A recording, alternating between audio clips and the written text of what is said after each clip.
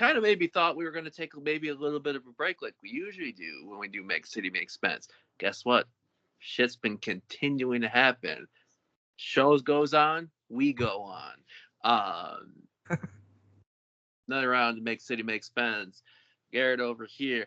Adam in the West Metro in there. Coming back from the land nearby where the name behind Make City Make Spence resides, Sean Spence. Yep. How He's are in you there. today? I'm reasonably well. I made pizzas and came home and had some tunnel time with my cats. We got this fabric tunnel thing that they like to play with me in, and Sarah bought me these like the kind of gloves you use in commercial kitchens, like when you're using something sharp, they make you put on no cut gloves. Those actually work with cats too, so I can get down there and play with the cats, and they don't tear my hands up. Yeah. So we did a little I tunnel know the time, feeling. yeah, and then and had dinner and all that, and now we're here. Watched the fourth episode of House of the Dragon, which was impactful. It's been a good evening. Straight up bringing the fire and the heat. So, yeah, man. You know what else has been bringing the heat? Detroit City Football Club. Make That is a that segue for the ages right there. Thank you. yeah.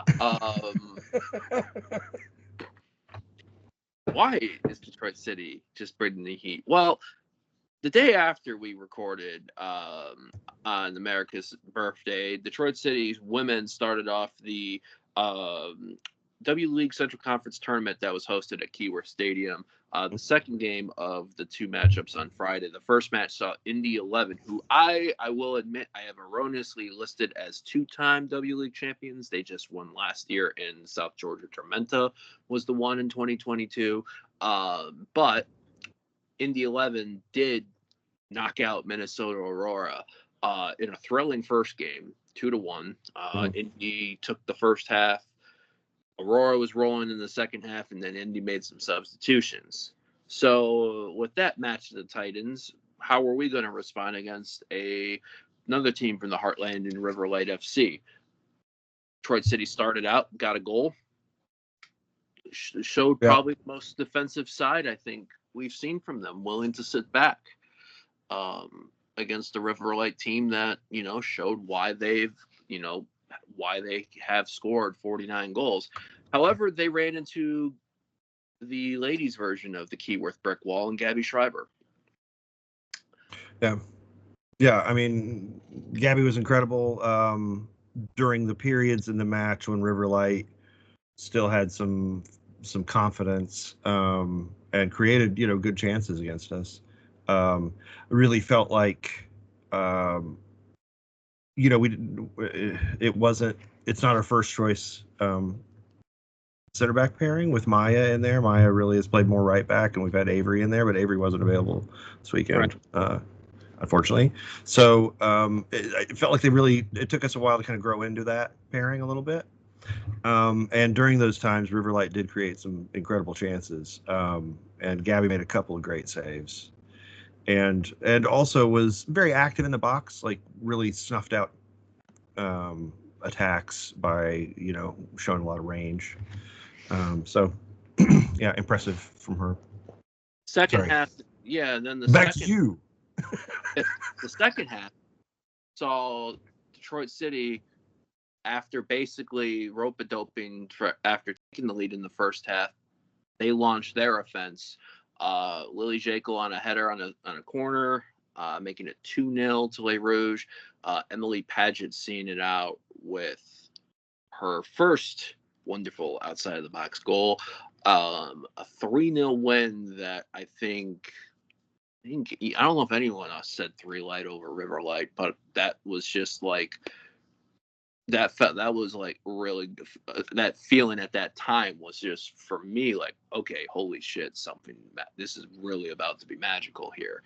Adam, I think you were with me a bit in the second half, and I think we were just kind of like, I don't want to say oohing and ahhing at times, but it was kind of like that.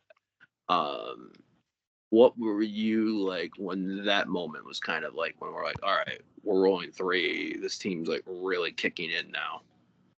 I was, yeah, very much so. I think that it was hard to go into this past weekend, and really get a good, I mean, gauge on what was going to happen. Right. We knew we kind of got a good idea of the makeup of some of these divisions and where some of these teams were coming from, but I think the general theme for myself from this past weekend was um surprise, and I'll stick with the first game first. Just I was surprised how, and I hate to use the word effortless because it certainly wasn't effortless, but I certainly didn't expect us to go in there and beat Riverlight 3-0. And it just goes to show how special this team is. And we're talking about Gabby there for a second, and you know I don't think Gabby doesn't get the recognition that I think she deserves from the play on the field. Right. And you can kind of speculate and make assumptions on why that is. Um, but I mean, you talk about Black Arrows, you talk about women of the matches, and if it wasn't for Gabby, this team wouldn't be where they are today.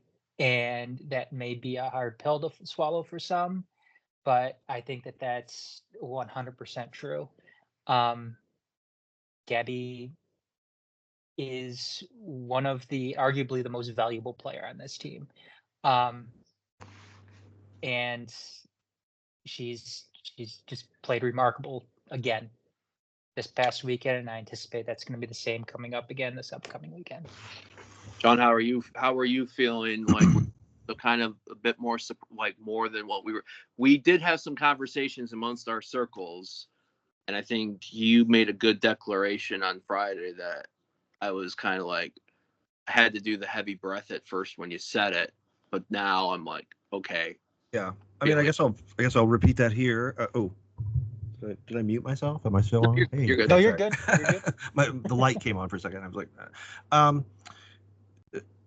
yeah, I mean, I think that after what we saw on Friday, I said I think this team wins the national championship. Right? I think that's what lies in front of them. The difficult part is that we are coming up to the part of the season where it gets unpredictable in terms of personnel being available, and it'll be unpredictable for our opponents as well.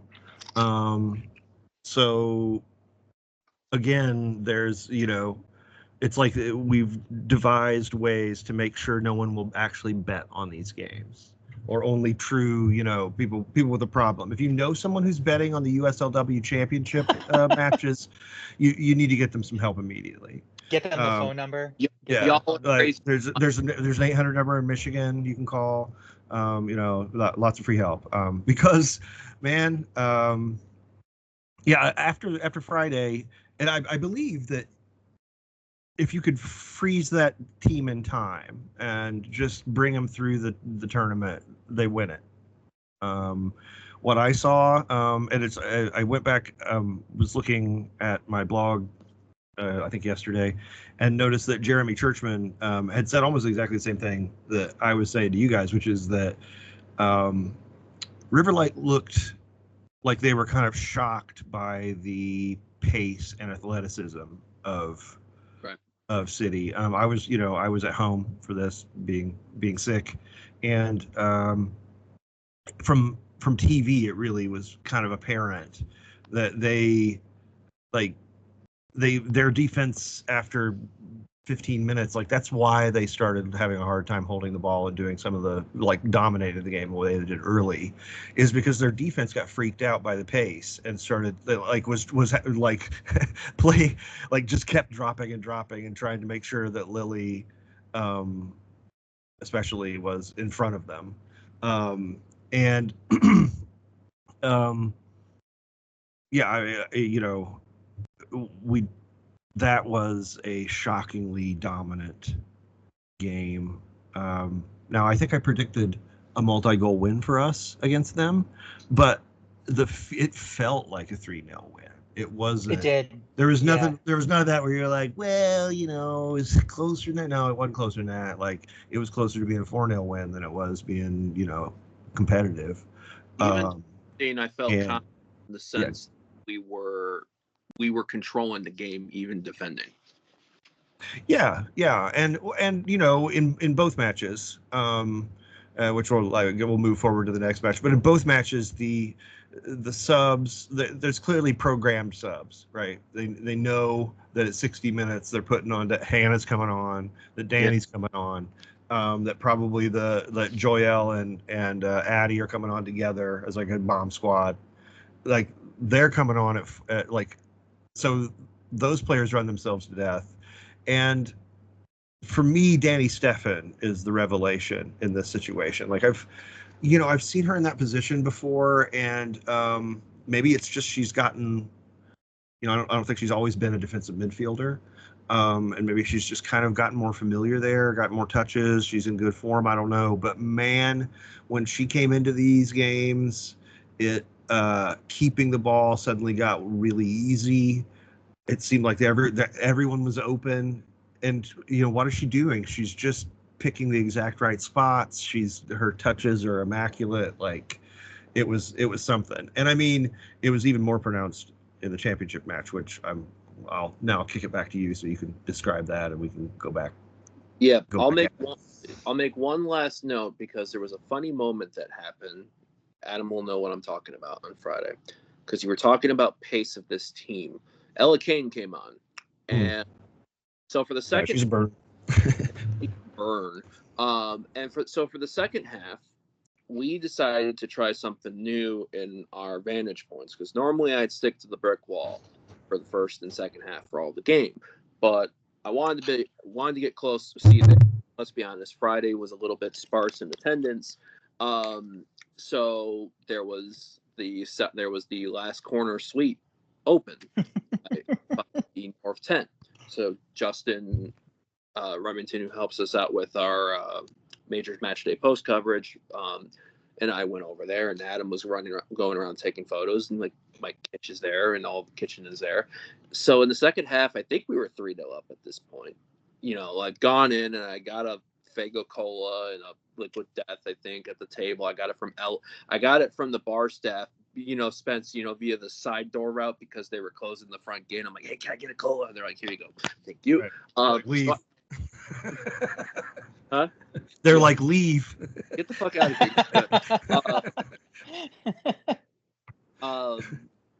So the can's open, it's on the table. The Liquid Death might be on the table. And there's this play that Ella Kane's going full fucking pace, and the ball goes out of play, but she's still going. And she goes to the table, doesn't get hurt because she hugs the absolute shit out of the table. All the stuff goes flying, and then all of a sudden the can hits the grass. It just goes. Nice. It's like a celebratory fountain. Yeah. Yes. She apologized to the end. She goes, I feel so sorry. Don't worry about it. That was good. But you're fine. So that was like at that time like worthy sacrifice, noble sacrifice. Like, but yes. That was fun in that moment. I'm like, that was kind of cool. I'm not gonna lie. Yeah, I'm glad the Red Pop died so that Ella Kane could live. That's a good change. It was Fago Cola. Ooh. Yeah. So we'll go right into the champ. So we'll continue women then, and then we'll rewind back a day to talk about the men. So we now go to the championship match Sunday, a 1 p.m. kickoff at Keyworth. I think the last time we had a Sunday 1 p.m. at Keyworth. Keyworth. Hell yeah. A Keyworth. Was it Hammer 2022? Was it El Paso? National or the National? That was Saturday at noon. I'm talking like Sunday 1 o'clock. Sunday 1 o'clock. That would. I mean, man. It had to be NPSL. If it wasn't Kinshammer, it had to have been the fucking the U23s. Oh, right. So the weather turns out to be a bit warmer than even I anticipated. City roll out in the same in the change kits, because Indy's, so you have Indy's home kit is all navy and their away kit is all red. So we already have a clash either way with the home kit. So City rolls out, even though they're at home, they're wearing with the aways.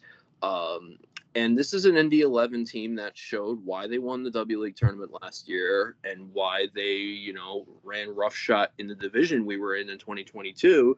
In the first few minutes of the match, you can tell like they seem to be really good a step on taking the ball and everything. And for the first time all season, Detroit City fell behind 7 minutes in. Yep. Great strike. Can't do anything really about it. And we're like, you have for a brief moment, oh shit, how is this team going to react? No sweat, it seemed like. If anything, that giving up that goal helped this team get into their rhythm and get things going. How did you feel in that moment, Sean? Yeah, in the early stages, I was really concerned because, again, the center defense looked a little muddled.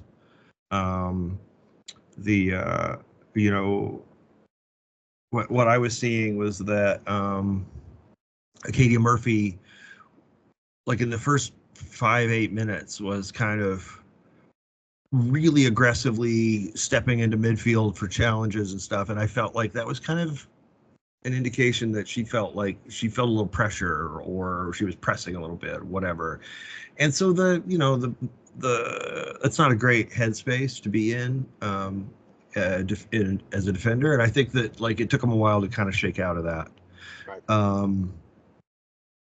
Once they did, we were down 1-0, and it's one of those moments where you're kind of like sitting back to see what happens. Like there's all kinds of ways to respond to that, but I mean, at the end of the day, like this is while this team has not played together many times, everyone on the field, including Lily Jekyll, has played in lots of pressure matches and knows how to handle themselves. Like that's the thing. Like in a season this short, it's about bringing players in and kind of allowing them to flourish. You can't craft a system, in this amount of time. It would just be starting to happen now, and you wouldn't have made the playoffs, So this is kind of great. And once they got going, I mean, the second goal was the one to me that really indicated like, oh, we're not just going to win this match. Like we are going, we're going to win this going away.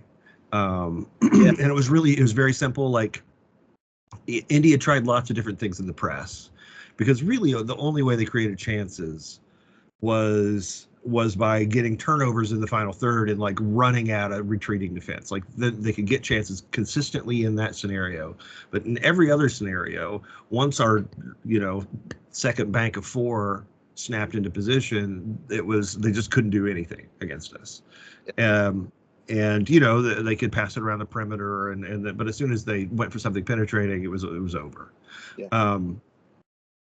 So that was very impressive, and they tried lots of different pressing things. And in this particular situation, I mean, we're at this point, I don't know what, 7 minutes into the second half or something. I don't remember exactly when the goal was. Selfies was, but we've been tied.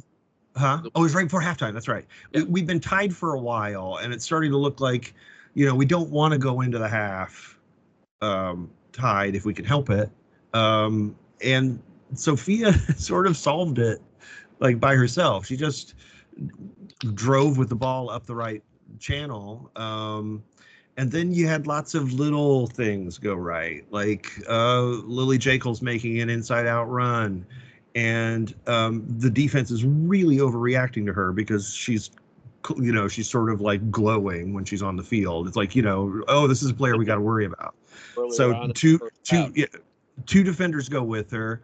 And she's, smart enough at 15 to know I'm just gonna lay it back to Soph. So she does, just 1-2, Soph, Lily, Soph, and now Sophia's got the ball in a pocket of space and a lot of time to look at it, and she sees Ella Offer completely alone on the left and swings it over to her, and at this point, Indy's defense is completely unsprung. Their backline is spread all the way across the field. There's one midfielder who's chasing Emily Paget, but Emily just sort of goes okay and steps back to get ready to hit a banger from 22 in the left channel, and Ella bypasses her and bypasses the back post run that Lily's making, and gives the ball to Soph, who's showing 10 yards from goal, and she just tucks it in. It looked so slick. It reminded me of the kind of move you saw a lot from really good Chelsea sides in the early 2010s. Slick little 7-pass moves where you're halfway through it, you're pause that. Oh my God, look how fucked they are.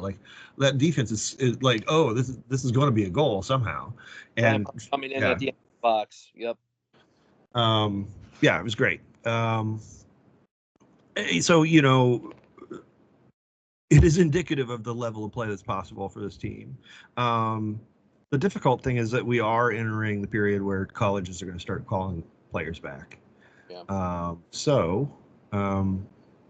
This weekend, the women play the second half of a doubleheader with the men. The men play at 4 against Memphis 901, who gracefully allowed us to move the match time so that we can make this a doubleheader.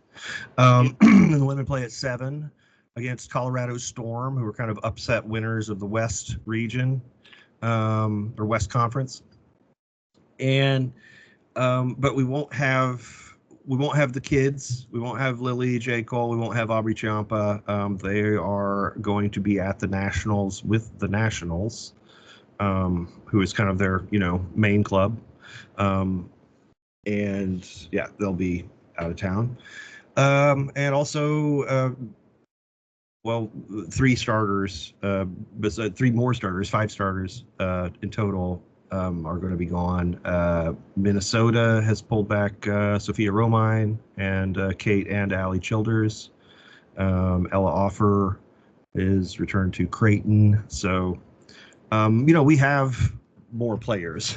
There's a lot of players. It's not like we're going to struggle to put a team, but I think what you are going to see is you're probably going to see Danny and Hannah starting, and there's going to be a real diminution of the ability to do that programmed subs who kill the game thing, which really, I mean, it Indy was tired, and we got that second goal and they looked tired. They came out for the second half kind of like they were trying to kind of find another gear, and then we bring on the subs. Players at the 60-minute crew, and they were just fuck this, you could just see the kind of will go out of them. They were okay, we're not going to win, this is ridiculous. We just passed around them, and yeah, it was fantastic.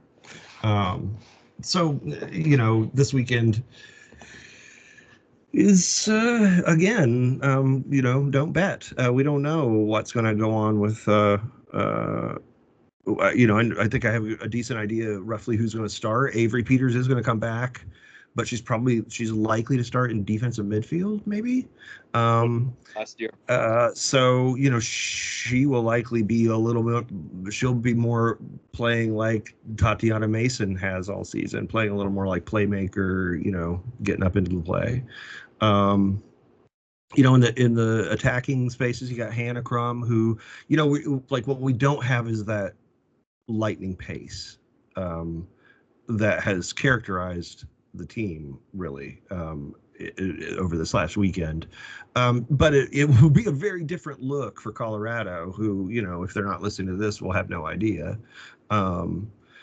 And they're probably facing the same problem. Like they've got their number 10 is a woman named Lexi Meyer. She's like 18 years old. She's a 2-time All-American at the ECNL level. So she's kind of like their Lily Jekyll, right? But she's a freshman. She's a matriculating freshman at Alabama, and how soon are they starting? Like she might not be there. They're a good team who came out of, I guess, a more difficult. Like it's sort of like City, in that I think that the Great Lakes division is just more difficult top to bottom than the other divisions in our conference. We don't have any milch cows. We don't. There's no team that we've got a plus 22 against in 2 matches, and pretty much every other big team in this tournament has that. They'll be like, yeah, but we're plus 56, but it's because you were plus 35 against the 2 crap teams in your division. The most we were was what, plus. We were plus 6. We were plus 6 against Michiana and Ann Arbor as well. So I mean, these are not bad teams. These are like, that's the thing, is like the bottom teams in our division aren't bad. They're just not quite as good. And there's some bad teams out there. So anyway, I feel like I do still feel like we're going to win. I think it's going to look a little different, and I think that might redound to our advantage. If they're if they come out playing like prepared for the pace that's going to blow them away, like we're going to keep the ball right down the field. Like they're gonna give us so much space for Danny and Hannah and Avery to play in. That Emily and Addie or Joelle or whoever starts up top are going to get a lot of looks. So it's a lot of fun.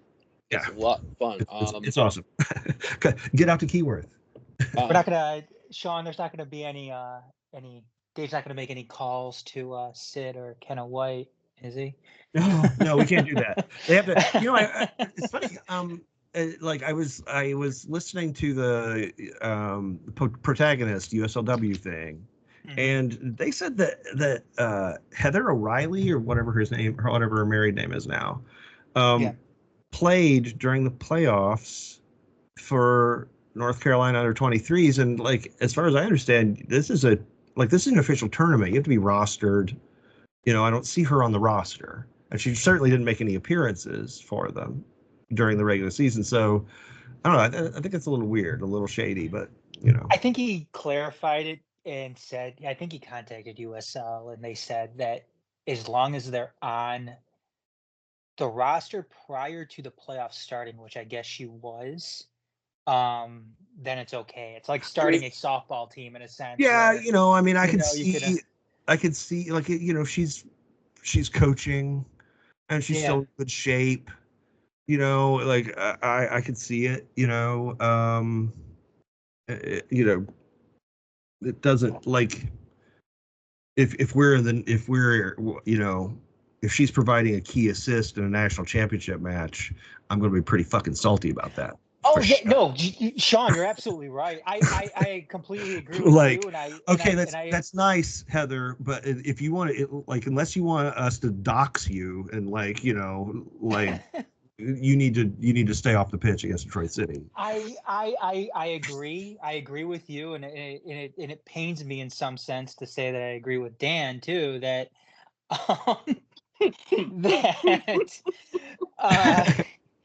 that I mean, I would be pissed too, and he made a point too in his pod, because I listened to it as well, Sean, that that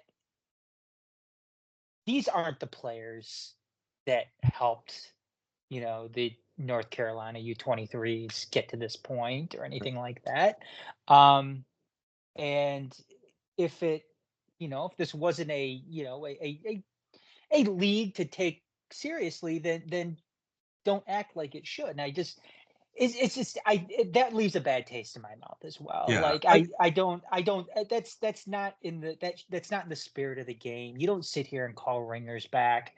Right. It'd be one thing if, like, honestly, okay, so we have a model for how, players who, like at Detroit City, we've always had players who are people who are in the community. Maybe they're kind of coachy. Maybe they're doing something completely else. But they're they're part of the team and they show up and play. The thing is, they weren't like, I mean, they weren't coming in just for the playoffs as what seems like clear ringers. You know what I mean? Yeah. Like I don't know. I honestly, if Heather O'Reilly was part of that team, and that was the thing they were doing, is like, we've got these coaches who are part of the community, and we feel like the players aren't going to grow without examples in the squad. That's how we're doing it. Great. But like, there's just something that feels like a little bit like circus bullshit. And we saw it during the Open Cup too, with teams Right. trying to stack rosters with Yeah. old MLS players, and City embarrassed them too. We sent Justin Merrim home packing, and and Steven probably ended his career. That final play that led to Maxi's goal. So yeah, I guess if we make it to the championship game and North Carolina wants to stack it with former national players, then right. I mean, they are in Cary, I think, so they can, they're kind of at the nerve center there. They just sort of, like, what? Let's get Mia Hamm out. Like, why the fuck not? Let's go.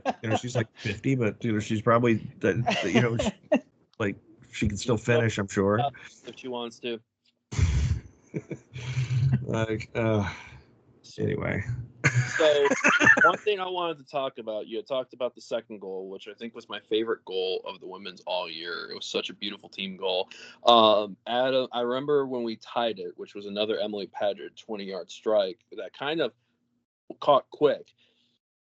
So we're all, Adam, Justin, myself, all Mike Kitchen, we're all now in where normally would be VIP, and Kyle Clayton's shooting behind the goal too, Mike. So that's the thing. And I think Adam's getting ready to get his camera in position and getting ready to take a shot.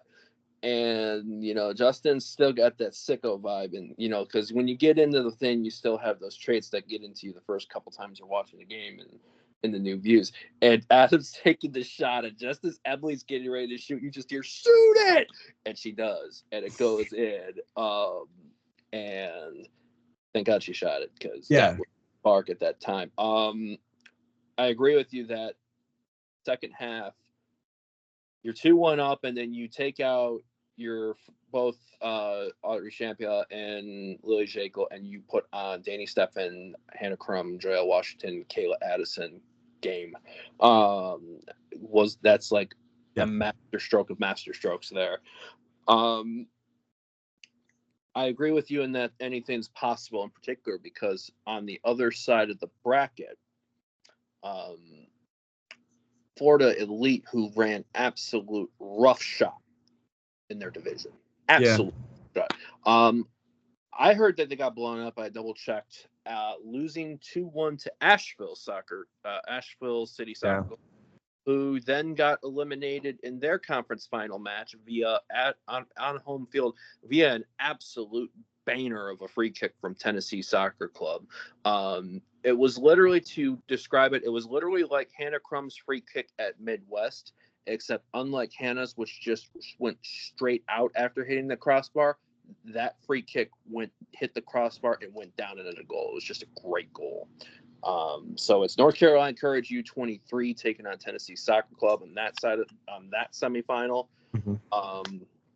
Colorado Storm, who defeated FK Olympia, who was hosting former City player last year, Ella Karolak.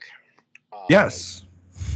So we had joked that our Hermano and Channel 451, Jaime Ventura, will not be conflicted in any ways. The Karolak household itself, because Ella's younger sister is on this year's City roster. No conflicts in the Karolak house. Well, my hope is that this resolves this whole, like, I need to go away to get a better level of competition thing. You could have been part of this Detroit City machine that is stomping its way to a national championship. Instead, you're going to go back to the University of Illinois, and we could have used you, Ella, so sorry. Her loss. Question for you, Sean. You might know on this because you were Yeah. talking about Heather O'Reilly, and as I was thinking about that, I then thought of, is Danny Evans and Elisa Baran full-on coaches, or are they listed in W League as player coaches? I know Elisa is on the roster. I don't think Danny is. Now that I'm saying that, I want to go double check. So I'm doing that as I'm talking to you. I'm talking and I'm clicking. I'm clicking and talking and clicking. I think Yes. he's right. I thought I remember. Elisa is a yes. Danny Evans is a no. Picture like a Danny, like, because Danny, I'm trying to remember her main position. Was she defender or was she mid or attack base? I think she was an attacker when she played, but I think she'd be like a defensive midfielder if she were playing now. She'd keep the game in front of her and tell everybody where to stand. And would take you talk about, Colorado may be named the Storm, but the only Storm at Keyworth would be the Souls that Danny would take that day. I did notice too that Megan. Sorry, good. No, I was gonna say I noticed that Megan Miles was kind of in the coaching attire too. Yeah, she's Sunday, a coach in the I mean, I think she probably coaches, but she's been participating in practice as a player.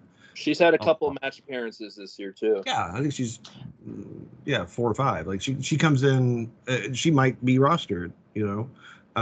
If they look at what they got and go, well, I mean, 7 appearances this year. If they look at what they got and go, okay, we're thin in, you know, people who can kill a match, you know, toward the back, then Megan might be rostered. Might put Abo in, or maybe even like I think Fatima's even on the roster as well, and we haven't seen her. She's on the roster. She hasn't. We'll give you a name that we're probably going to be hearing from. I think this weekend that we haven't heard from at all this year is Nicole Grimaldo. She's been playing, and if I remember right, Dave mentioned her to me as somebody that, you know, they kind of it's where this is where we're really revealing the depth. Like, imagine if Nicole goes out and tears it up. They're like, "What the fuck is this? This is her first appearance?" Like, yeah. like if they have a 17-year-old that they just sat under the bench for 2 months. Like, well, yes, her sister's at Pachuca, and you know, and she's here with us. So, like, if this talk here does not get you motivated to be at Keyworth 7 p.m. this coming Saturday night, I don't know what the fuck is wrong with you. I mean, you know, there was a pretty good crowd Sunday. You know, now a lot of it wasn't visible on camera, I think, because there's a lot, like the family side is much heavier in attendance in the women's matches. I think mostly just because it tends to be like you know, there's a lot of kids and you know, family groups that are clearly like multi-family groups where there's like maybe 2 of the 6 parents involved are there, and they're marshaling like, you know, 11 kids somehow. And you see a lot of that. So, but like a really knowledgeable crowd. It was a great time, and then, you know, if you want to get crazy, there is room to join the crazies. They are uniquely have lots of room. So yeah, get out there. This is going to be fantastic. I think that if we win this match, there's every chance that we host a national championship match. Wow. The following weekend, which, you know, is crazy. But question for you on North Carolina Courage: is North Carolina Courage for the women and North Carolina FC for the men part of the same ownership group? Are they the same club? I believe so. Yeah, they're part of the NWSL club. And the reason why I'm asking that is because the men next weekend are playing in Cary. Yeah, our men are playing. We could be playing their women in Keyworth and their men in Cary. or they're junior women. They have an NWSL team, right? Which would racing. Trash us. So yeah, it'll be wild in there. I think I agree with you on hosting the final, just because I feel like I think the fact that before even knowing that we were going to be in the Central Conference playoff, that the league wanted us to host is a very cool sign. And then we're like, all right, then you lose Florida Elite, right? Then you beat Indy, and Aurora is out. It's like, all right. Yeah. Well, I mean, I understand speaking of the hosting thing, as I understand it, that some Minnesota Aurora supporters were upset that they weren't chosen. And I totally understand that. I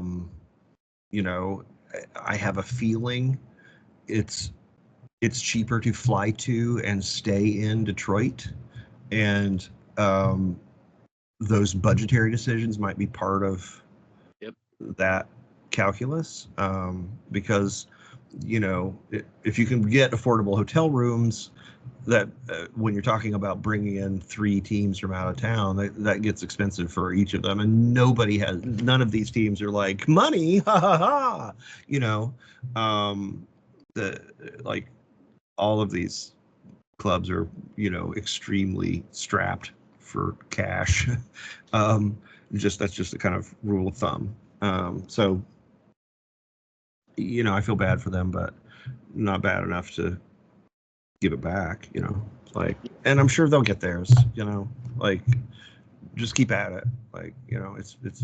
You're great. We love you. Keep at it. Where is Aurora, in Minneapolis or St. Paul? Or are they out there a little bit? I think they're in St. Paul. Okay. If I remember, I read a shitload about it when they were fairly new, and my brain sucks, so I don't remember any of that shit. I've been in Minneapolis, St. Paul once, and the thing that caught me off guard was the sales tax in Minneapolis. It's just underneath Chicago. So I agree with you completely when you're talking about like Detroit area, because whether that's the Fort Pontchartrain. Okay, so they are outside. They're south of St. Paul in a city called Eagan. Okay. Which says population around 70,000. So, but they've got a 6,000 seat stadium. That they play in. And, it's the Minnesota Vikings Performance Center. Plenty and plenty from that Aurora fan base, and the club itself made the trip. So kudos to them. They were they're a real thing. They're a real club. They are a community kind of deal. I got nothing but good things to say about the Aurora, and I was hoping to play them. But Indy really looked like assassins when they made those subs, and immediately scored a goal. Saved that penalty just before stoppage. And the penalty save. The penalty save was huge. I was really, as when the game was tied, I was like, let him play 120 minutes. Yes, wear him out. Hoping that it would make our progress easier had we won our match, which we did. So in some ways, I was disappointed in the penalty save, just because I wanted to see both teams do 120 minutes. So whoever we played would be completely pancaked. It turns out we didn't need that, because Indy 11 kind of pancaked themselves after 20 minutes. I think I was saying I wanted Aurora before the weekend, but then I think experiencing it and going through it, and I think we might have been talking about it at halftime. Beating Indy was sweeter. There's a certain satisfaction that comes with beating Indy, especially since they knocked us out of the Open Cup, and they're the defending champions too. And today, yeah. And 2 years ago today, our rough 2022 W League season ended at Carroll Track and Field Stadium at Indy. They just crushed us. Yeah, the second of two back-to-back 3-0 losses. We barely had enough people to put together a fucking squad that day. Mm-hmm. It was the end of an era. So the fact that within that 2-year span, we were able to make this much strides to now be in the Final Four, pretty fucking sweet. Yeah, it's really special. Good. That's something that Dave mentioned too, in the post match, talking about like a player like Alyssa, who was on that team, and she even mentioned it to him as well, from what I can remember him saying, that Yeah. it's kind of came full circle for some of the players on the team, and it was testament to kind of how far they've come, and in a relatively short period of time, from then till now. But it's been quite a journey as well, since 2020, and up until now. So very, very cool to see. And are we gonna have predictions though? Are we gonna have predictions? We almost have to do predictions. Oh yeah, we have to do some predictions. One more quick thing, because we're talking about sentimental. I got to talk about what the cool shit that took place. What Sunday was, in addition to the women. Sunday's already been a historic day, both for the club and supporters in general. July 7th, 2017, a incredibly waterlogged pitch, maybe the most packed because this is probably my fourth game I think I had gone to for Detroit City ever, because I started going to games that year. Big game feel in gold in section against Ann Arbor. It was fucking packed. It might have, if that game went on that day, it might have been the biggest attended match at that day before Midland, in my opinion. But the match was called off at 4 minutes and 51 seconds due to a waterlogged pitch. And that, as you know, then led including the thing that Adam and I now carry on with others, is the inspiration of the name for Channel 451 and 451.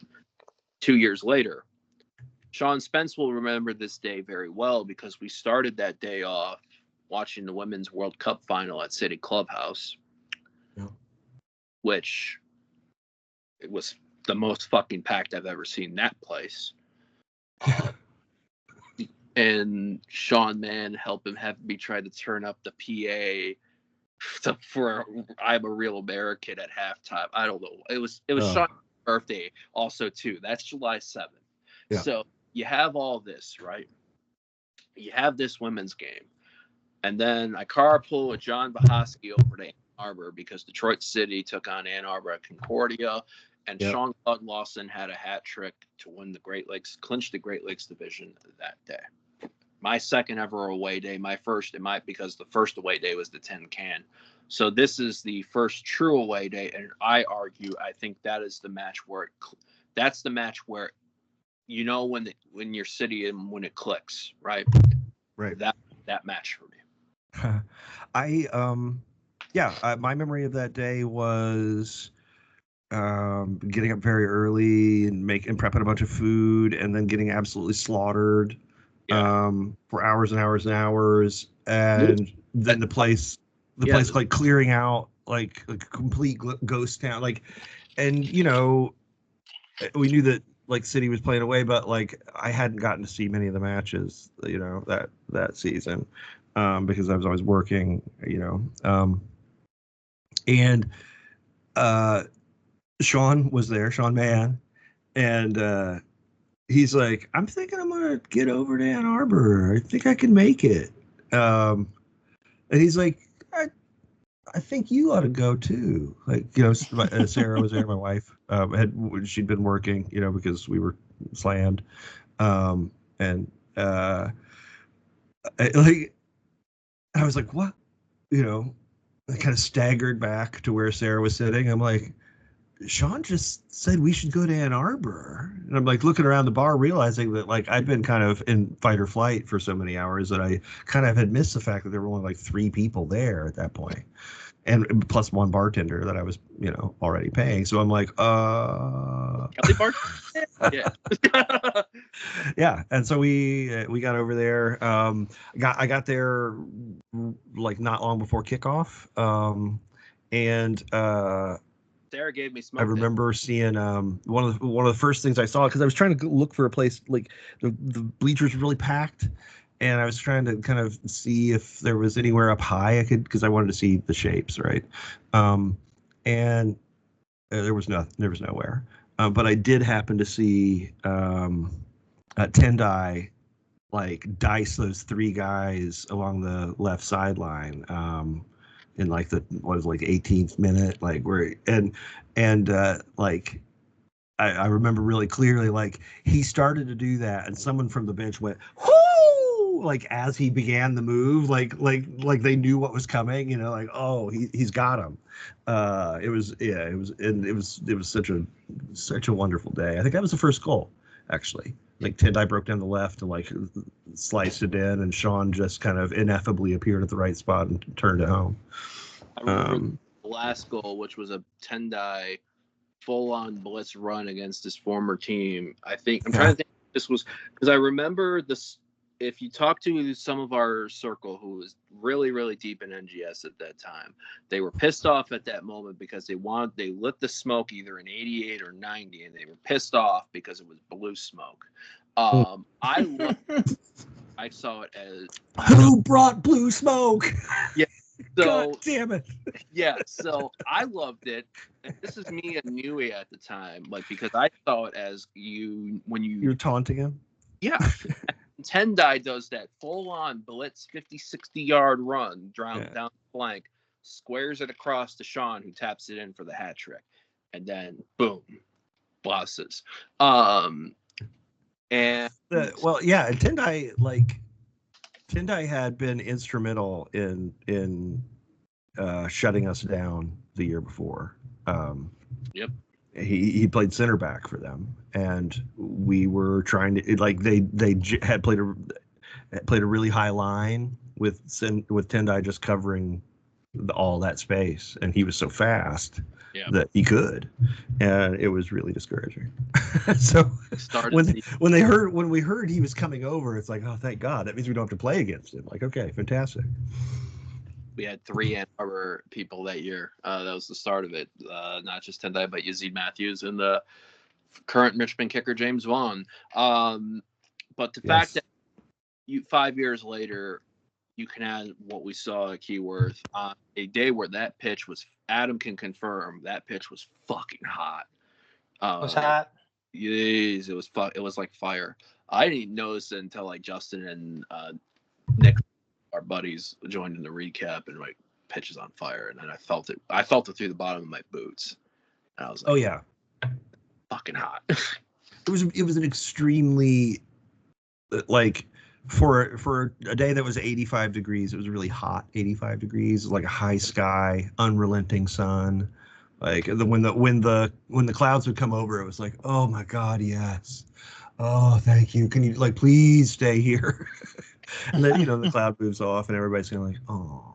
I went to get the wind breeze when it hit was nice, but so for those that don't know, those that were there will know, I went full on casual city cowboy, i.e.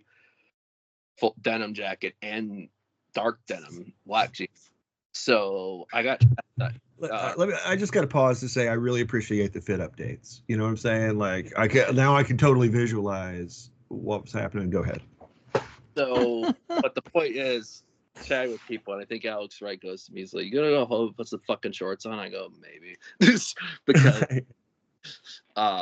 just because it was just one of those days. It was just like, it was sneaky hot. But predictions, because now a storm thinks it's coming to Keyworth in Colorado, land of the Rockies, land of.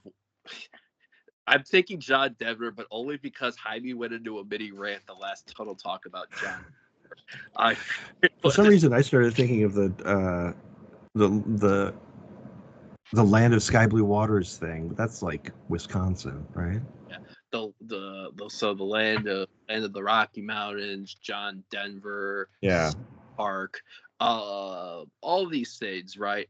Maybe the Avalanche. I'm not going to give Sean Kelly that much complete credit for the Avs, but go Nuggets. The storm thinks it's coming to Keywood. I mean, they're definitely coming, but I don't know if they will be. I don't know if they'll personify their avatar in the way they're hoping. For me, I think it's going to be 3-1 again. All right. The City, and I think it will be a different looking match. I think City will have the ball a lot more, which I think will. I have a feeling they're going to be a little puzzled by the change in our approach, but it doesn't mean we're going to play one way. I mean, we'll still have some pace. So yeah, I said 3-1 City. Adam, what about you, bud? Feels like I should do a reverse jinx for something like this because I already picked them to lose. Are you just going to keep with Sunday. it now? But I picked them to win, though, on Friday. So, you know what? Fuck it. 2-1 City. The team that had the best defensive record going into the Central Conference continued that record by scoring 6 goals and allowing only 1. So, As now after 14 games, Detroit City scored 30 and allowed 6 goals. I think the defensive record, that defense and the commitment to the shape, to the boxy 4-4-2, regardless of who comes in and out, is a testament to that team in general and their ability to, whoever's in, they're going to get the job done. They get the job done again on Saturday, 2-0. We'll see who's. I don't know. I'm not going to do who because I need to see who's playing. Emily Padgett's playing. She's going to make it 3 games in a row with a goal. She is playing. She is playing. Second one, Addie, because of course she is playing. Yeah. So we've talked about the absolute joyous moments, the things that made us happy, made us everything onto that. Now we got to talk about what happened in between that. That kind of angered some, but to me it was just another Saturday night at Keyworth.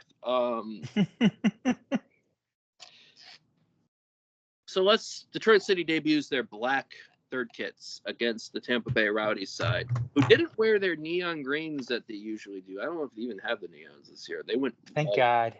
They went Those things are awful. So they went all white. Manuel Arteaga dyed his hair blonde, which caught me way the fuck off guard in the media. Yeah, he looked totally different. Yeah. Who's that guy?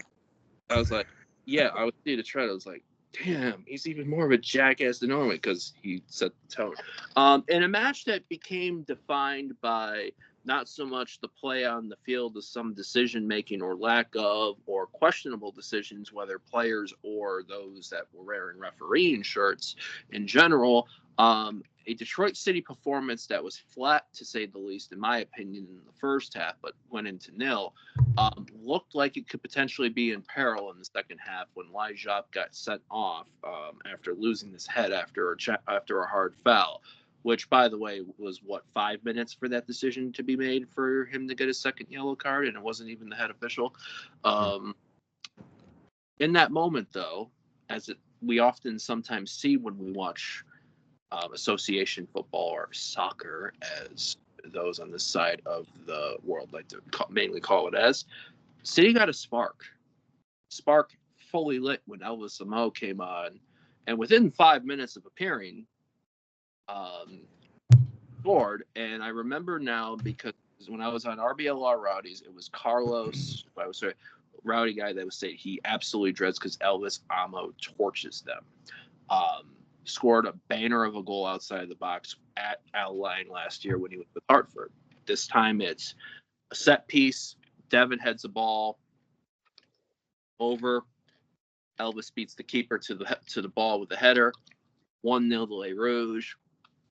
We think maybe we got this. But defending a corner, a short corner that led to a shot by Tampa in the 94th minute, sees a match. While it was painful in the way of how the draw happened, I'm going to say it was probably, when you look at the whole match itself, in my opinion, I think it was a deserved result. Sean, what? Yeah, it's the kind of match I think that, you'll remember in 5 years because of how, like, outlandishly, like, almost stylishly bad the center official was. Yeah. But, and the things you felt at the end of the match, the kind of, rage, let me say, that I felt at the end of the match fades away, right?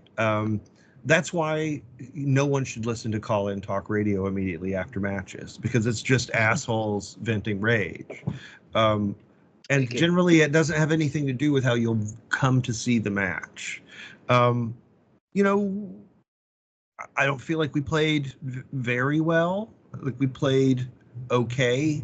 I think that City looked distressingly toothless for much of the match. And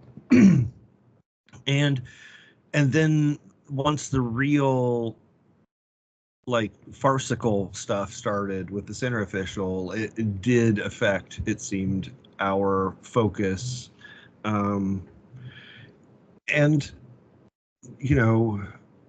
the upside is we took on Tampa Bay, who's a team that have, like, dominated us at times, right?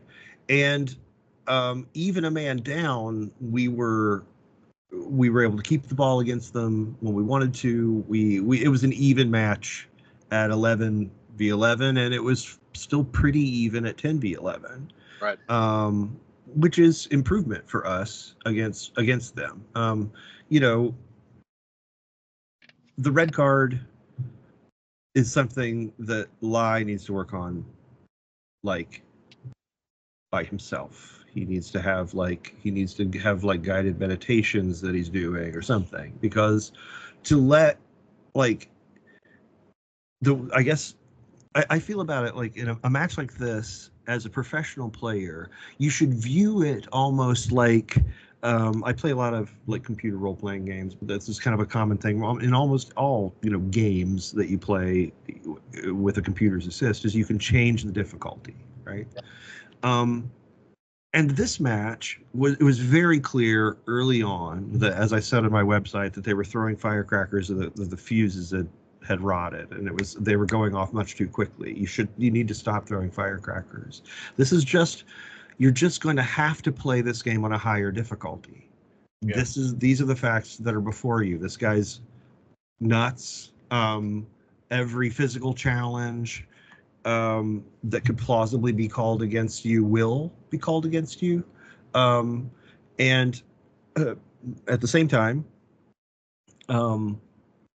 he seems to be pliable to certain people's protestations. Arteaga, despite being warned to shut it in, like, minute 2, chewed on the official like a rag doll until he was substituted. And meanwhile, like, the guy is telling, like, Steve Carroll, like, he doesn't want a word from him. Like, after some incident where a player's upset, Steve comes in and pushes a player away because he's the captain. He's the one who's supposed to talk to the official. So he'll stay, like, and this guy's, like, high-handing him the moment he's there. Like, nothing from you. Okay, well, where's this resolve when Arteaga was just following you around as you made notes, dude? Like, what are you fucking serious right now? And it just went on like that. So yes, it was infuriating in the moment. And I totally sympathize with starting down that train of thought. But you have to catch yourself, because I assure you, your teammates are imploring you to catch yourself. They're saying, hey, you gotta step out of this, man. You gotta you got, like, yeah, that foul against you that you jumped up and bodied the dude and got the second yellow for, it was a bad foul. And no, he wasn't going to give the guy a caution, even though that was like their 7th cautionable offense that half. That's just the way it's going, right? Like, that's just how it's going. Just you're playing on a higher difficulty. First half too for like shit isn't always fair. Right. Some games you come out, you're in great form. The whole team the other team had a fist fight in the locker room. They hate each other. They want to lose. Like, oh, it's easy mode this week. But some weeks it's like this, and like you can't just like throw the points away because you're like, well, this isn't fair. Like, all right, let me explain to you about different payroll amounts. There's all kinds of things that aren't fair. But like, come on, dude. That's what I'm saying. Is like the only solution is for Lai to go back and like fix the part of him that felt this as an ego injury in some way. Because both cards that he received were not based off of fouls that he committed during. Yeah. The match. No. First. That's like, okay. Go ahead. Sorry. Yeah. First yellow card. Call against James. James gets the yellow card, but Lai immediately gets in the ref's face and gets the yellow. He gets the yellow card before the ref gives it to James, who committed the foul on the Tampa player. Right. Well, like, okay, so, and it seems to me it's entirely like James commits the foul. It's kind of a professional foul. He knows he's getting a yellow card, really. Like, it wasn't. I didn't feel like he was protesting much. Like, he hit the dude and it was like, I feel like it's just a foul, but I also know this guy's doing this, right? So he just kind of running backwards. Meanwhile, Lai would previously kind of caught up field when James. That's part of why James committed the foul, right? It's because Lai's caught up field. So he's sprinting back. So he just kind of doesn't break stride. He's trying to get back in position in case they take a free kick quickly, and so he's kind of darts past the official, complaining, going, what about, and immediately it's like a yellow card. So, like, I don't see how that is a yellow card. Like, why? It startled you? It activated your startle reflex. He went past me so quickly. What are you, a baby kitten? Like, Jesus Christ, dude. He's running because he has responsibilities, and he's complaining because you suck. Like, maybe you could suck less if you want more approbation on the job. See, this is why you don't listen to call-in talk radio, because you're going to get this from it. But not said as well, right? Like, I've had a few days to digest this, and I have good words. So you're welcome. I think, did I tell you guys this? But I think I think Adam this, but I think I'm sold. As frustrating as that, was to take in, ironically, like when the way we lost the Legion and how we capitulated, that brought out that didn't bring out supporter journalists to hear. That brought out old pissed off supporter, what the fuck, or like the absolute angry. Saturday, I was like, all right, fuck it. Well, like I say, these are the emotions, like, that these are the emotions that are going to wash away. Yeah. And that in a couple years, they'll be like, oh yeah, the game was kind of crazy. You won't be like, those motherfuckers, it's not the beginning of a vendetta. But it was frustrating in the moment for sure. And I think it will like, Lai is a young player still, and this is the next step for him is to become a leader on the team, really, right? Mm-hmm.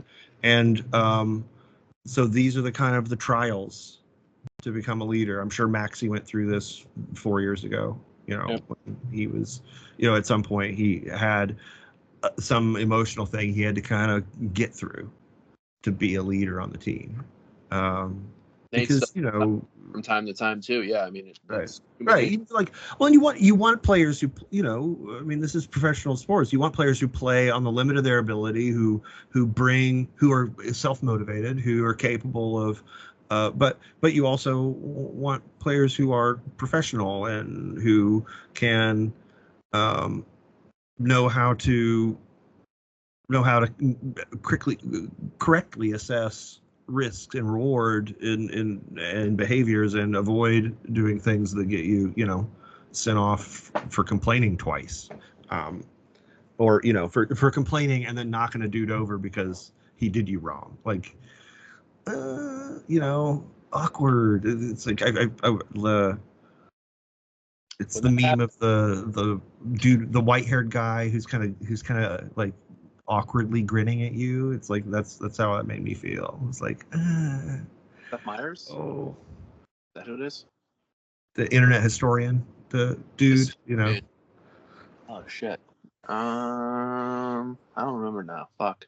That YouTube channel is like disgraced. He was one of the dudes who got punted by H-bomb. But that's the meme that he used as his character. Somebody who did, I think, have a growing moment in that, and I think the handshake line gave me a minute for a joke, and letting Michael Bryant know that I was proud of him for not getting carded in Saturday, as in years past, definitely would have been a Michael Bryant getting carded game. Yeah, and he was really good. We really shifted hard to that Shadow 3 against Tampa, and they did not enjoy it. But a lot of that was just because Devin and Michael and Stevie were good. Alex, I thought did a great work, especially in the second half on that left-hand side when we went down to 10. Like, he was going north-south very, very well. I thought, that dude's fast. Fuck, that dude's got pace. Yeah, I mean, it's interesting to. This is the first time I think that we've had enough depth on the roster to really imagine different solutions than what's on the field. You know what I mean? Like, in prior seasons, it was pretty much like, well, I mean, that's like 9 out of 11, and we got a couple guys who can patch it. It's fine, just because of payroll, really. I mean, we had guys who were good dudes, but weren't producing at this level. And it feels different this year. It feels like we've got 18 guys who can produce at this level. Which is cool. Seems like last year this was a game we would have lost. Oh yeah. I mean it's in a sense I'm cool with finishing it out 1-1, getting the draw. On the other hand, it's frustrating that they looked better going down a man, because you're kind of asking yourself, well, where the hell was this when when we're even at 11? And yeah, but I mean, definitely looking back. I mean, just going on with what you're talking about now, Sean, as far as the depth goes. I mean, yeah, this is a game we fold over, especially the way we were playing in that first half. Like you said, toothless. We certainly did look toothless. But yeah, this is a game we lose probably by multiple goals last season. So definitely an improvement. Yeah, and I think that we were flat. It seemed to me, but we responded a bit, and honestly, I think getting the red card did I think before then we were sort of playing for a scoreless draw. Like I think honestly the officiating kind of took us out of being aggressive at all. And we were just like, okay, well, if they make a mistake, we're going to try to capitalize on that, but we're not going to present them any opportunity. Like, we're not going to lean forward at all. And a lot of times the thing that's frustrating, I think, for managers a lot of times is it doesn't matter. Like what, that's all just the players' vibes on the field deciding that in a lot of cases. Like they're just kind of having a group vote silently and going, let's just, when in doubt, take a step back. And then we get the red card, and that was when, and then, Danny made the subs shortly after that. But really, once the red card happened, it seemed like we switched it on a lot more, where we were like, "Fuck this!" Like, okay, well, we were trying to be careful, and that didn't even work. So, let's go balls out. Coach Dikio got a yellow too, didn't he? He did. Huh? He tried to ask. He's like, "Where's the second official talking to the two guys?" And he goes, and he said something about the lines. I was like, he asked a question, and he's like, "Nope, here's your card." I mean, okay, so the way I described it in my match report was that I described the whole scenario, which, okay, just for the record, if y'all weren't, like, it's hard to imagine somebody's an hour and a half into this and didn't watch the match, but let's imagine. The Lai gets red carded, or Lai jumps up and after getting fouled while on a yellow card, and the player who fouled him, who kind of like 2-footed him, kind of stands there, and Lai bumps into him, and the dude reacts as if Lai was wearing like a claymore pointed toward him on his chest, and the bump set it off. So he's not, his torso's gone. He's just a smoking pair of legs that falls over at that moment.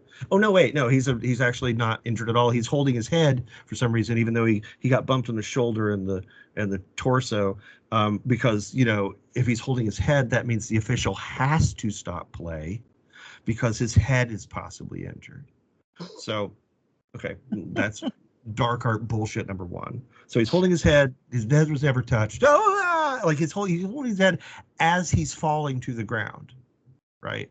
Like this is not something like this is this is how he responds to being touched, which I hope that lots of therapy will untangle this for him, but otherwise it's going to get really expensive.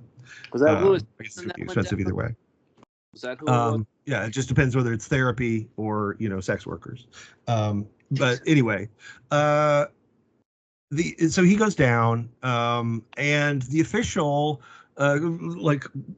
pulls, says no, waves everyone away, says I need to talk to Lai, just Lai, me and Lai, we're having a spirit moment. They go and talk, they commune spirit moment with the official.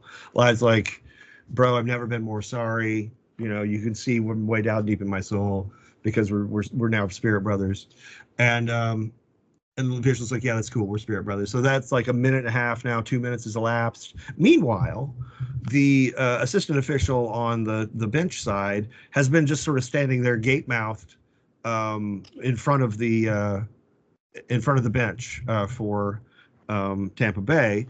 So Tampa Bay it launches a psyop on him, and like 3 of them surround him and kind of spin up a scenario where where the claymore just happened, and somehow they're not going to see justice for the smoking legs of their former teammate unless this man can step in.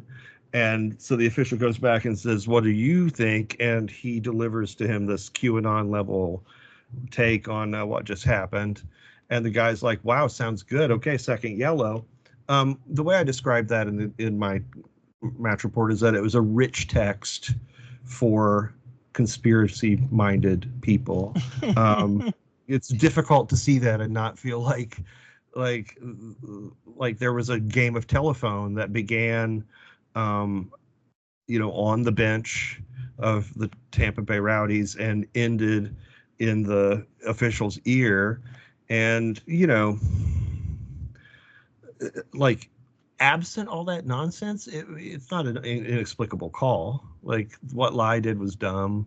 It was way over the top physically. It's also kind of evocative of a like dumbass machismo that just bums me out. Like, hey, cut it out. Like, don't stride into people and act like that's just a normal fucking thing you do. Like, I understand it's a contact sport, but that right there isn't a contact sport. That's like dickhead at the bar. So stop doing that. Just period. Ever. The only thing that would have given him points for in favor is if it was a mixed martial arts match. Well, I mean, like, sure, there's scenarios where it's fine. All right. If some transphobes roll up, like, go to town, bro.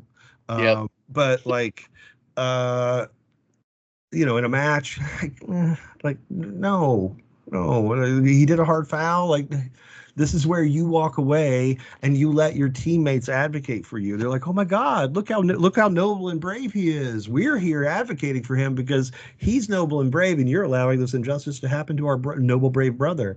And you start to win this obviously very persuadable official to your side. Or you just, heel turn, fuck it, I'm banging this guy down, and then kind of give him the, I don't respect you, like, hand gestures. You leave the kind of that, like, dismissive, like, okay. Oh, Great.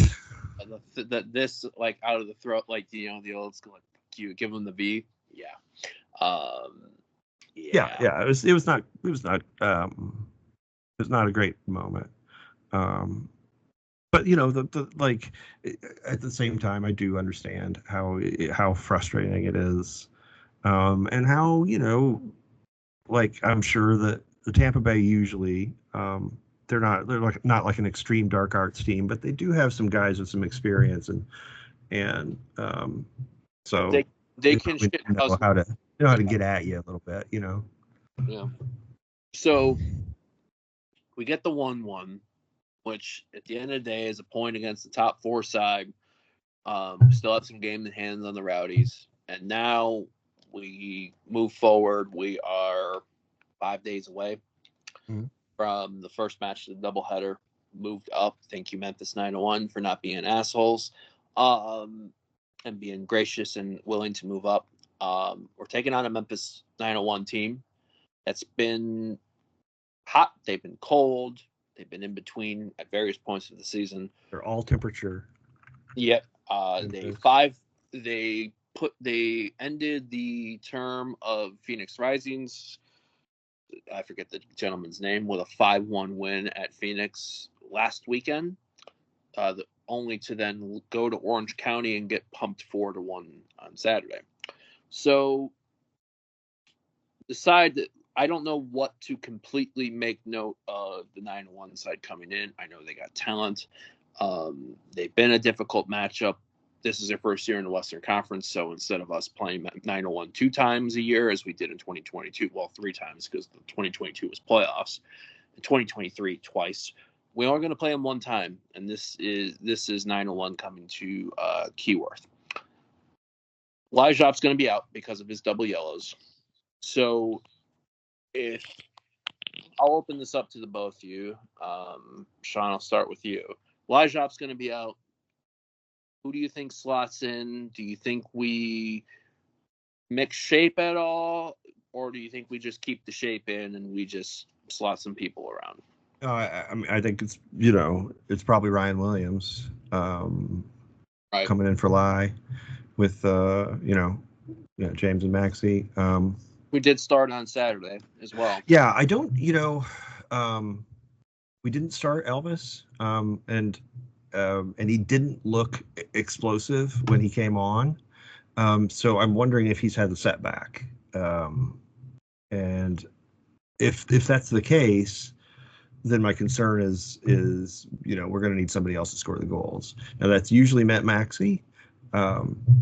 But it doesn't necessarily have to mean Maxey. If Ben Morris, a City legend, wants to score a couple goals, that'd be great. Reese Williams, his 2-game goal streak ended on Saturday. Although hard effort from him, definitely put a shift in, but he had to, didn't have as many clear-cut opportunities. Right. Ben up top on Saturday against Rowdies kind of threw me off, so I'm kind of hoping that he's not up top on Saturday in the Bly being off means Ben back on the wing, and maybe if you don't put Elvis in, because you see Matthews was out injured over the weekend. Yeah. So this is a moment for, if you can't start Elvis, is this a moment where you like Victor Becerra, come on down? I mean, someone's got to start up there, right? Yeah. And Vic can play with his back to goal a little bit, which is nice. I mean, when you watch him play, you see why he was considered a prospect. But then when you realize he's, like 24, you're like, oh, okay, well, he's been a prospect for a while. And, so if he wants to be more than a prospect, he needs to start, like, making things happen and being in the center of things happening. So if he starts, I hope that he takes a bit in his teeth. I don't know. We've got a little depth, but I think we're likely to see a very similar starting lineup to what we saw, just with, James and Ryan as in the double pivot, and Maxey, the backup behind the striker, back in the 4-2-3-1. That would be my guess. However, this is the time of year, like, teams been together like 4 months now, right? Yeah. This is a time of year where managers start working on, like, a lot of times they start working on a new way to play, because everyone's seen it, right? Everyone's seen your basic alignment. Everyone's seen the couple of tweaks you make. And so I wonder if the way we played against Miami, which was kind of a sprawling, 3 in back when having possession type thing. Right. It was kind of it was a 4-4-2 out of possession, which is our normal shape out of possession. But yeah, it was a little more, it was adventuresome and really kind of high octane, in terms of, like, its positioning. It was designed to spread you all across the field, to create space all across the field and make circulating the ball easier. And it just relies on, you've got to be super accurate with your passing, because turnovers are more lethal when you're massively spread out. So that's the, I don't know if, like, what I'm saying is, I wouldn't be surprised if we started seeing some different approaches out of City, just kind of because it's that time of year where, you want to keep things from getting a little stale, and you've got a lot of data now, where you're kind of like, okay, so let's maybe if we were knowing what we know now, what will we do if we were starting over? That's a a thing that a lot of staffs go through around this time of year. Right. Adam, how are you feeling on it? Do we know what's going on with Zeke yet? Do we think he's still going to be out this weekend, or? I don't know. I didn't get any details about his injury. The thing is, like, with Zeke, I think he's pretty much got to be. He's not going to start if he's not healthy. Right. Yeah. Because his top level is at the USL championship level, so we need him there to be competitive. Yeah. In my view. Well, now I'm all worried that Elvis is not 100%. I'm worried too. Elvis took a hard collision at the end of the match that did not get called. Where the dude stuck him into the sign. Well, the sign, the sign fell over, so I think he caught all of that wall. Ugh. In front of the, like, the brick that's underneath the fencing, where the fuckers on the fence line are at, like in center. He took it, like, I think that was a full on and not even a call, because I think the ref was like, I was like, you called me the shittiest referee I've ever seen in the 35th minute. Fuck you. I'm going. You ain't seen Yeah. Like, dude, like, listen, okay, I am the last person to defend the "you're the shittiest ref I've ever seen" chant, because god damn it, they do it every fucking match, and it cannot be true. It cannot. You have not seen a progression of 37 consecutive worst refs ever. Like, for the love of God, don't use that every match. Don't, like, 4 times a match, like, bro. But like, you actually are the shittiest ref I've ever seen. Like, you are the one person of all of them who's earned this criticism, and you're the one who's like upset about it. Like, maybe this is an indication that this just isn't for you. And he's apparently has gotten this performance that he did on Saturday has been a consistent. I know he was a scab during MLS. Oh, was he? Yep. Oh, so he was. Oh, a fucking scab too. So we've had 2 confirmed scab officials this year. Yeah. Because Owain mentioned the one when we were playing Rising, right? Yep. Yeah, and then now this one.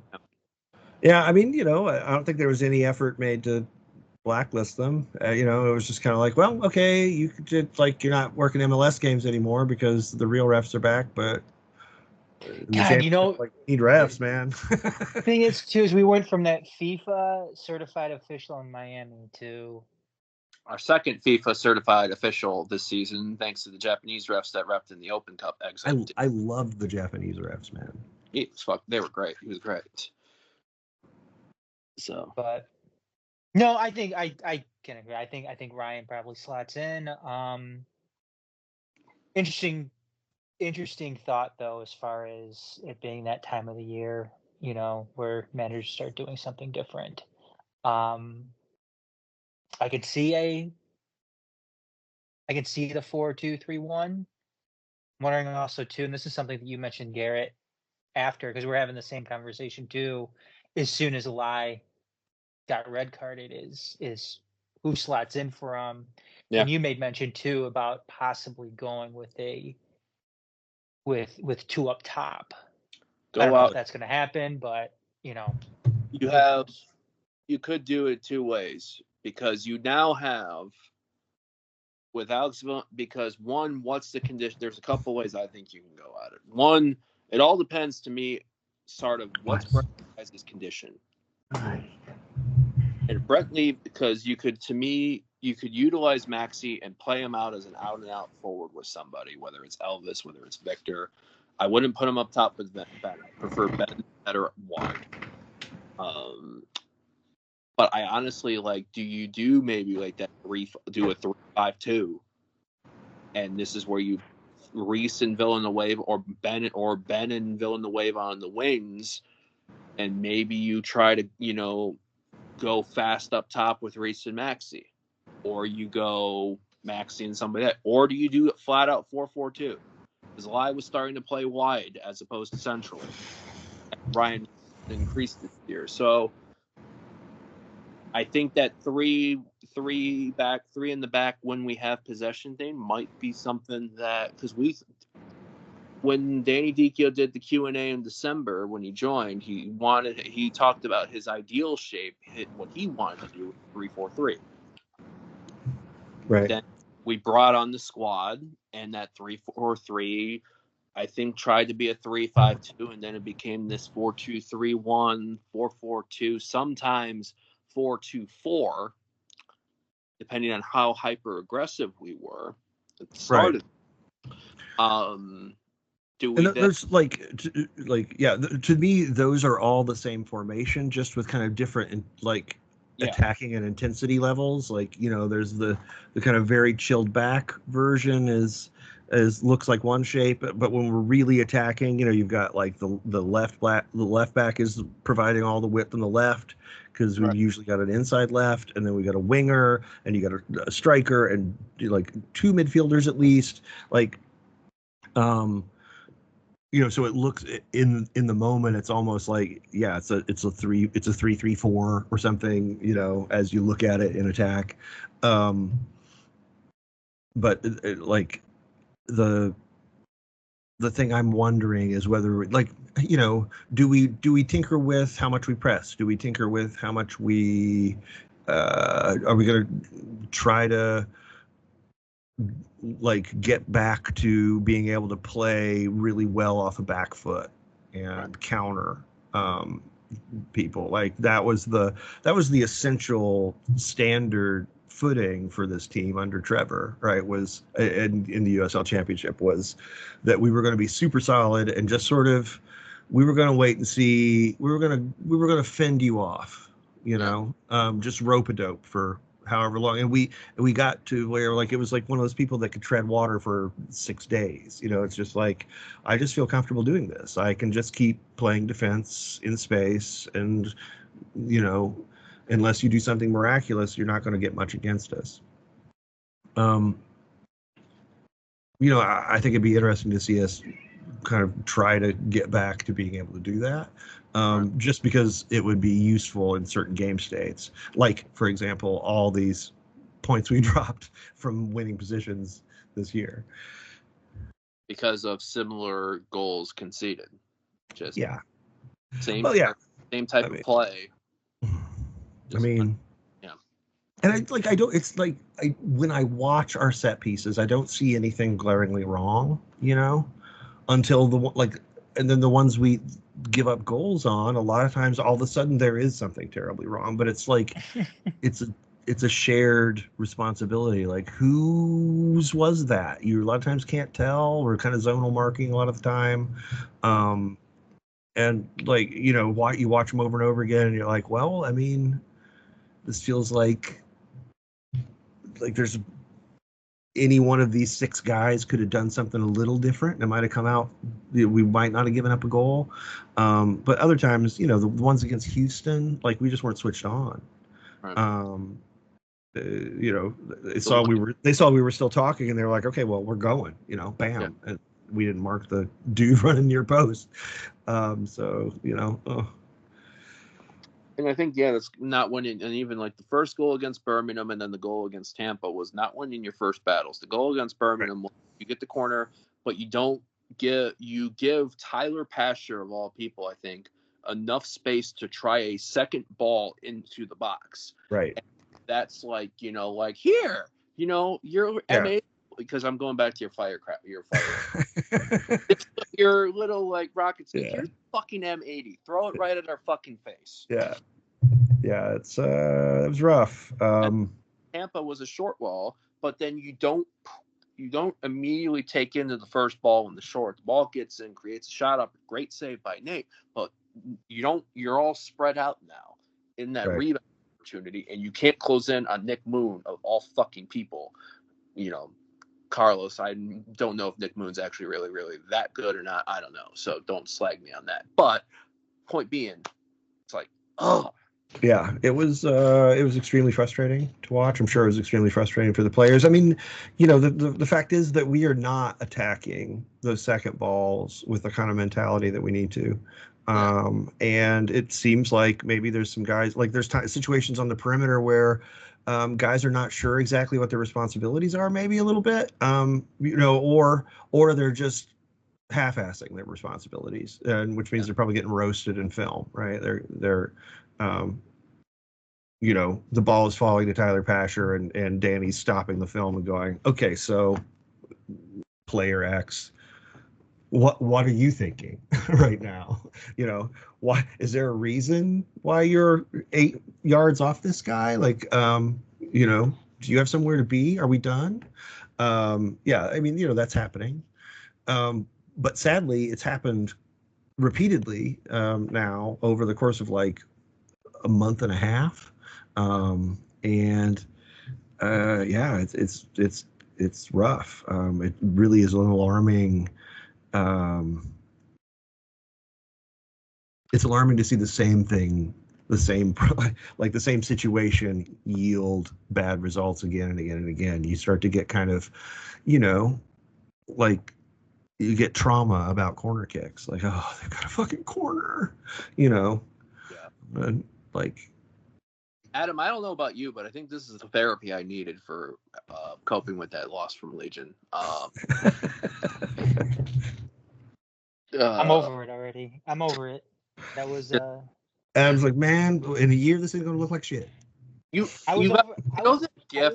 You know that meme that's the dog, like you see they talk about something, but then it's the helicopter standing there and it's the chihuahua behind there, just like big eyed, like, you know, that to me is what I think of Legion. Some of those moments, like, oh god. But all right, so we're gonna do predictions for. Yeah, let's roll into it. 901 coming off of 4. So their last 2 games, they won in Phoenix, or I think they played 2. They beat Phoenix 5-1, caused Rising to sack their coach. Then they go to Orange County and get pumped 4-1. So we've never been in 901. Is Saturday going to be the first time? Adam. yes. I'm gonna go 1-0 win. Who gets it? Sorry. I'm gonna say Ryan Williams. Ooh. How is he going to get it? Free kick? Tap in? Screamer? Wow. Like He's opening the moments for. He's painting the can. He's adding to the canvas. You know what? Screw it. Let's go with another Houston Dynamo style banger from outside the box. It's like, I'll just hit it toward goal. Wow, hey, that looks pretty good. That's got a chance. Oh yeah, I meant that. Sure. Oh, Goal all. John Spence, what say you, brother? I think it's 2-1 for City. I think both goals for Maxi. Oh, great. There you go. And they get a goal off a corner kick, and we just like I break a molar shortly thereafter. So we're the home team here, so I gotta modify this line from this song title. Calculating. So we're not going to be walking in. We're going to be walking on Memphis. Oh shit. 2-0. Convincing 2-0. 2-0, though, you know those 2-0 games where you should win by more than 2-0, but you win 2-0? That's that game to me. I think these boys are fired up after Saturday. They should be. If I'm Danny Dicchio, I'm finding ways to poke and prod and get these guys ready for Saturday. I know. Like what we saw in Rhode Island after that hellstorm, the Indy, Louisville, Orange County 3 before that. That's what I'm thinking I want to see. Now, who gets the goals? Matthew Rodriguez gets 1.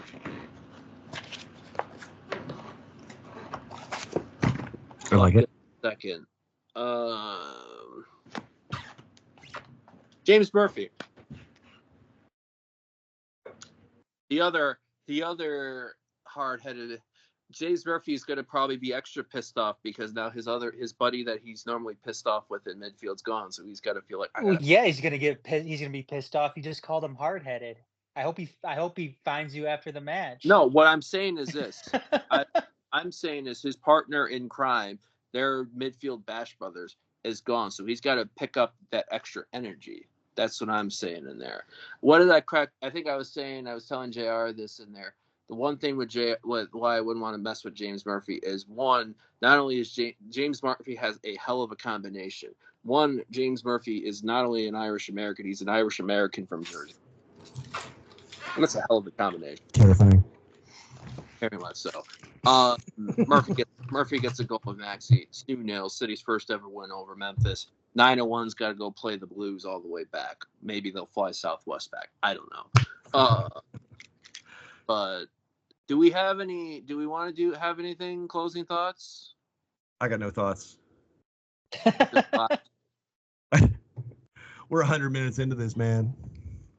Yeah, no thoughts from me too, other than it's another massive city weekend. It seems like we just keep upstaging ourselves. You know, we thought we had one massive city weekend, only to be outdone by another massive city weekend. We were gonna have Like we're having a festival of festivals. yes. So we're gonna have what, 5 city matches in the course of a week here. This is like that year we had the second teams for both the men and women. Oh my Like god. God. I dropped this stat in our circles. Since June 1st, all matchups, men's and women's, including friendlies, Saturday will mean we have had 12 matches at home since June 1st and 15 since May 1st at Keyworth. A lot of matches. That's a lot of matches. It's a lot of matches, man. I guarantee that the match day crew was beyond exhausted on Saturday. Like that pizza's keeping them going, man. Just like, oh, this isn't worth it. I just want to go home. It was for the extra Avicii's pizza I was so thankful for. That's gonna be fuel for the fire. Yeah, my closing thought is just take care of yourselves, people. It's been a wild ass ride. I know Adam joked to Sean to say, "Quick, you're killing us, Sean," or whatever you said, or there. But it's yeah, Sean, man. Afterwards, I said you're killing us, Sean. On his as he was leaving on his birthday. So yeah, I think it's like I look at it this way. I go, here's Sean celebrating his birthday. Alex Wright's channeling the 2017 to 2019 vibes, growing that beard back out, although it's a lot more white these days. Which I can understand. You know, you're an owner, you're a FO in a football club that keeps being, to quote Macho Man Randy Savage, the cream of the crop because the cream rises to the top. And with that, Saturday night, 7 p.m., you know, the men have a big game in Memphis, but honestly, the main event is 7 p.m. Saturday night. USLW League National Semifinal. Colorado Storm coming to Keyworth to take on Detroit City. They're going to be coming back going Rocky Mountain. Why? Because championship, baby. Here we come. We got to win a natty. Sean Spence, tell us all, or those listening, all the ways they can check out your work and where they can find you and all that jazz. There are increasingly fewer ways by the day as our internet memory continues to contract. If you want to read the oldest thing by me, currently still extant on the internet, you can go to therunofplay.com. Which was run by Brian Phillips, and I've got a couple pieces on there from like 2000, I don't know, 12. Go on there right now. I don't remember. They're old. But mostly I'm on my blog, which is Words About Shapes, on Patreon. I'm going to trust you all to figure that out. I'm also Shield Chafing, which I'm not going to spell because I'm tired, man. It's like a lot of it's a lot of letters. So, you know, listen to the last episode, and I said all the letters then. That's good promo to listen to the back catalog here. Yeah, they're I like that. They're like, oh, I need to listen to a 2-hour podcast to learn what this guy's Twitter handle is. And don't just fast forward to the end. Listen to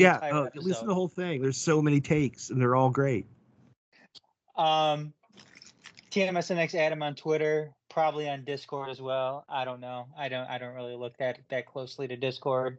My screen name, whatever it is you want to call it, my handle. Check us out. Detroit.themajorsports.com. TMSNX Detroit on Twitter, Facebook, all Instagram, everything. So yeah, like, share, subscribe, leave a rating as well. Hit the bell. Hit the bell. Yes, help us on that algorithm too. Or Yeah, with that we're algorithm. really we're pushing for our 30th subscriber. Let's get in there. Yes. Get in there. Yes. Like me doing 451 YouTube last year. Twitter, Instagram, Discord, GM Comats, 451. Check out our heavy lead, even more our silly Detroit City stuff, centric stuff, 451 Detroit. Latest episode, ton of talk up there last week. Shout out to Jaime and his new bucket hat, which consisted of what was the 2022 away kit. Wow. Yeah, also anything related to any of the Mullining series, Mulling over City, and the rest of the Detroit sports. There's plenty of be on the lookout. There's going to be some good content coming in after this weekend. At least we got we got this one. We got 2 videos coming up on there for Saturday. Sean's pieces that we'll be writing out. Yeah, it's a fun time. It's a fun and busy time if you are a Detroit supporter.